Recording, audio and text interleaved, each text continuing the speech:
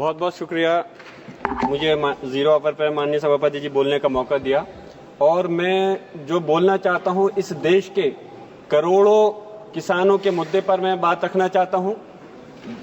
पिछले दिनों कई बार ऐसा हुआ कि किसानों के जो डेलीगेशन हैं हमारे पास में आकर के मिलकर के अपने ज्ञापन दिए, और मुझे अफसोस इस बात का है कि जो किसान इस देश की रीढ़ की हड्डी है उनको भी अपने कार्यों के लिए आंदोलन करने पड़ते हैं।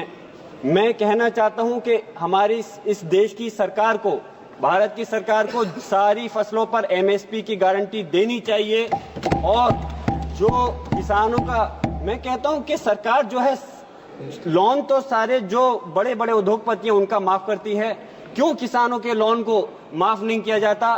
कोई भी किसान हो वो किसी एक धर्म से ताल्लुक नहीं रखता है, उनके लोन को माफ किया जाना चाहिए। और ये सरकार ने वादा किया था 2021 के अंदर कि हम कोई भी नया बिजली बिल अधिनियम नहीं लेकर आएंगे, तो इसमें उनका खासतौर से पॉइंट था कि कोई भी इस प्रकार का बिजली बिल नहीं आना चाहिए। माननीय सभापति महोदय जी, मैं इस बात को कहना चाहता हूं कि मेरे संभल के अंदर भी किसान समाज के पूरे देश के अंदर रहते हैं, उनके साथ में भी बहुत बड़ा उत्पीड़न हो रहा है। और जिस तरह से उनके साथ ज्यादती हो रही है और जिस तरह से उनके साथ कानून व्यवस्था के नाम पर खिलवाड़ हो रहा है, मैं चाहता हूं कि इस देश की सरकार को सिर्फ ये कह करके कि वो प्रदेश का मसला है, इस चीज पे पीछे नहीं होना चाहिए, बल्कि संज्ञान लेना चाहिए इस देश के उन किसान भाइयों के लिए कि उनको आइंदा फिर से दोबारा से आंदोलन करने की जरूरत नहीं पड़े।